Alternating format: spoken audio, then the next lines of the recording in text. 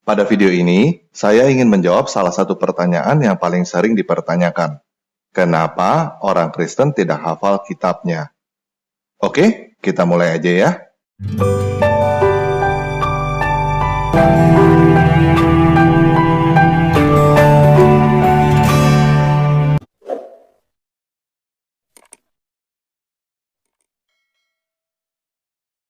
Untuk menjawab pertanyaan kenapa orang Kristen tidak hafal kitabnya, kita perlu tahu siapa yang mempertanyakan hal ini dan kenapa mereka mempertanyakannya.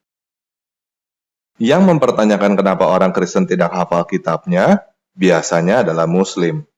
Saya tidak pernah bertemu orang Hindu atau orang Buddha atau lainnya yang mempertanyakan kenapa orang Kristen tidak hafal kitabnya. Kenapa Muslim mempertanyakan hal ini? Karena mereka disuruh menghafal kitabnya dan mereka kepo karena iri hati melihat orang Kristen tidak wajib menghafal kitabnya. Kalau mereka ditanya, kenapa umat Muslim disuruh menghafal kitabnya? Biasanya, mereka mulai mengeluarkan macam-macam jawaban.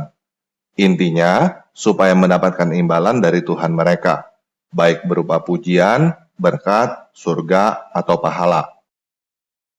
Nah, kalau kita pikir benar-benar, apakah masuk akal jika menghafalkan urusan Zainab bercerai dengan Zaid, lalu kawin dengan Muhammad di dalam bahasa Arab, akan mendapatkan pahala dari Tuhan? Tuhan macam apa yang memberikan pahala bagi orang yang hafalin urusan perceraian keluarga orang lain di dalam bahasa Arab dan tanpa orang itu mengerti apa yang dia hafalin? Sebenarnya kalau mereka mau jujur, mereka tidak tahu kenapa mereka disuruh menghafal kitab mereka. Mereka merasa hal itu adalah hal yang benar karena sering melihat orang lain melakukannya dan karena hal itu sudah menjadi kebiasaan. Lalu mencari berbagai penjelasan untuk membenarkan apa yang mereka lakukan. Di dalam dunia psikologi, ini namanya social affirmation atau pengesahan sosial. Kata sehari-harinya adalah latah, alias ikut-ikutan. Nah, walaupun ini hanya latah atau ikut-ikutan, tentunya ada yang mulai. Dan kalau kita mau lihat sejarah, kita bisa lihat siapa yang mulai dan kenapa. Mungkin ada baiknya kita mulai dari Quran dulu ya. Kalau kita tanya kepada teman-teman yang Muslim, apa artinya Quran?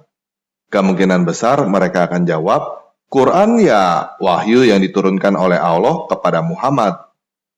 Namun, kalau ditanya, apa artinya Quran? Mungkin banyak yang tidak tahu. Nah, kalau kita lihat sejarah, kita akan tahu bahwa sebelum Islam, bahasa Arab hanyalah bahasa suku. Sedangkan bahasa yang digunakan secara umum di Timur Tengah pada saat itu adalah bahasa Yunani dan bahasa Aram. Sebelum Muhammad lahir, orang-orang Timur Tengah sudah mengenal kata Karyana. Apa itu Karyana? Karyana adalah sebuah kata di dalam bahasa Aram yang artinya adalah buku yang berisikan liturgi, renungan, dan lagu-lagu orang Kristen. Kita bisa melihat pada zaman ini, Karyana disebut kidung jemaat atau kidung pujian oleh orang-orang Kristen di Indonesia.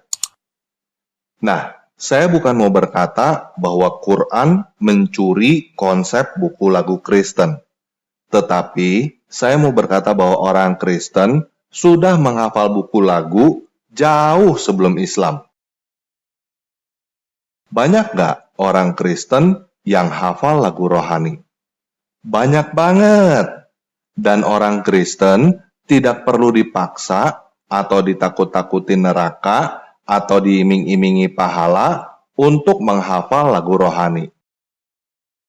Nah, jadi yang menjadi pertanyaan, kenapa orang Islam perlu dipaksa untuk menghafal Quran, sedangkan orang Kristen tidak perlu dipaksa, bisa hafal Karyana atau kidung jemaat? Kalau jawaban saya pribadi sih, karena lagu rohani Kristen jauh lebih enak daripada lantunan Quran. Tetapi, itu kan selera ya. dan itu tidak menjawab pertanyaan, kenapa Muslim perlu dipaksa untuk menghafal Quran. Jadi, kita balik ke sejarah abad ke-7 ya. Sebelum Islam, ada dua negara adidaya, yaitu Bizantin Romawi Timur dan Sasanid Persia. Bizantin Romawi Timur mayoritas berbahasa Yunani dan beragama Kristen. Sedangkan Sasanid Persia mayoritas berbahasa Aram dan beragama Zoroaster. Lalu mendadak ada sebuah suku Arab yang menjajah seluruh Persia dan sebagian Romawi. Bagaimana caranya supaya menyatukan orang Arab, Persia, dan Romawi? Caranya adalah dengan memberikan identitas baru atau politik identitas supaya rakyat lupa bahwa dia adalah orang Persia atau orang Romawi. Penguasa baru ini perlu menaikkan nasionalisme rakyatnya dengan membuat mereka merasa menjadi bagian di dalam pemerintahan yang baru di bawah kekuasaan Arab. Bentuk fisik seperti warna kulit, bentuk wajah, rambut, dan lainnya tidak bisa diubah. Yang bisa diubah dengan mudah adalah bahasa. Jadi, semua harus berbahasa Arab. Banyak pemerintah yang pernah melakukan hal ini. Salah satunya adalah Presiden Soeharto yang melarang warga keturunan Chinese untuk berbahasa Chinese dan menggunakan nama Chinese. Kenapa Presiden Soeharto melakukan hal ini? Supaya warga keturunan Chinese menjadi orang Indonesia. Paham ya? Nah, bagaimana caranya supaya semua orang bisa belajar bahasa dengan cepat? Caranya adalah dengan menggunakan lagu. Kalau teman-teman tidak percaya, silakan coba sendiri. Misalnya, teman-teman mau belajar bahasa Inggris, Mandarin, Jepang, Jerman, atau lainnya, teman-teman tinggal cari lagu yang teman-teman suka, nyanyikan sambil hafalin liriknya, dan cari artinya. Teman-teman bisa gunakan metode ini untuk belajar bahasa apapun, dan metode ini sudah digunakan jauh sebelum Muhammad lahir. Paham ya? Nah, cara inilah yang digunakan pada tahun 690-an oleh Khalifah kelima dinasti Umayyah yang bernama Abdul Malik bin Marwan untuk mengarabisasi seluruh wilayah kekuasaannya. Dia menggunakan konsep kidung jemaat yang isinya sinkretisme, campur aduk antara agama Yahudi, Kristen, Zoroaster, Pagan, dan lainnya di dalam bahasa Arab supaya orang bisa beralih dari bahasa Yunani dan Aram ke bahasa Arab dengan cepat. Selain itu, Quran perlu dihafal karena bahasa Arab tidak sempurna. Huruf Arab pada waktu digunakan oleh Abdul Malik belum mempunyai vokalisasi sehingga orang bisa salah baca. Vokalisasi pada tulisan Arab baru diciptakan setelah zaman Abdul Malik. Dan kalau teman-teman mau baca sejarah, bahasa bukan satu-satunya yang diarabisasi oleh Abdul Malik bin Marwan.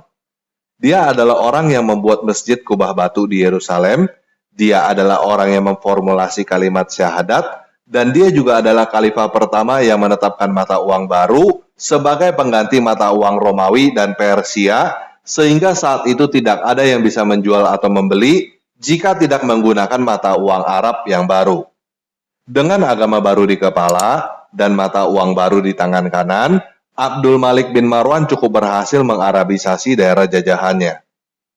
Jadi, mengucapkan kalimat syahadat, menghafal Quran, dan praktek keagamaan lainnya adalah langkah yang diambil oleh dinasti Umayyah untuk kepentingan politik Arab. Sedangkan Kristen bukan alat politik sejak awal. Tidak ada kepentingan untuk meyahudisasi atau meyunanisasi orang. Dan yang mempunyai kepentingan untuk mengarabisasi adalah orang Arab, bukan Tuhan. Tuhan yang menciptakan manusia dengan segala bahasanya, mengerti segala bahasa manusia. Tuhan yang benar mampu berbicara di dalam bahasa apapun dan mampu mendengarkan doa di dalam bahasa apapun. Selain itu, kitab suci orang Kristen memang ditulis supaya bisa dimengerti, bukan supaya bisa dihafal.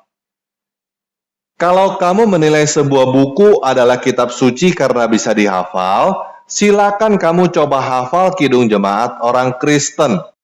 Kamu pasti bisa dengan mudah menghafal lagu-lagu yang ada di situ. Orang Kristen yang hafal Kidung Jemaat banyak. Orang Kristen yang hafal Alkitab juga banyak.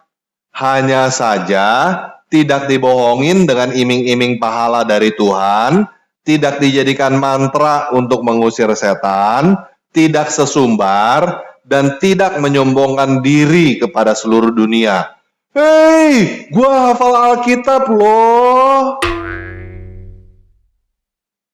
Jadi, kenapa orang Kristen tidak disuruh untuk menghafal Alkitab? Karena kitab suci memang bukan buku mantra untuk dihafal, tetapi untuk dibaca, direnungkan, dan dimengerti. Paham ya? Nah, buat teman-teman muslim yang mau berkata bahwa Quran dijaga oleh Allah, tidak pernah berubah, dan sama di seluruh dunia, saya mau katakan bahwa hal itu tidak benar. Quran berubah seiring dengan berjalannya waktu dan mempunyai banyak varian. Pada zaman ini aja, ada lebih dari 30 varian. Jadi, Quran bukan hanya ada satu, dan bukan hanya ada 7 qiraat. Hanya saja kamu tidak tahu dan kamu dibohongin orang.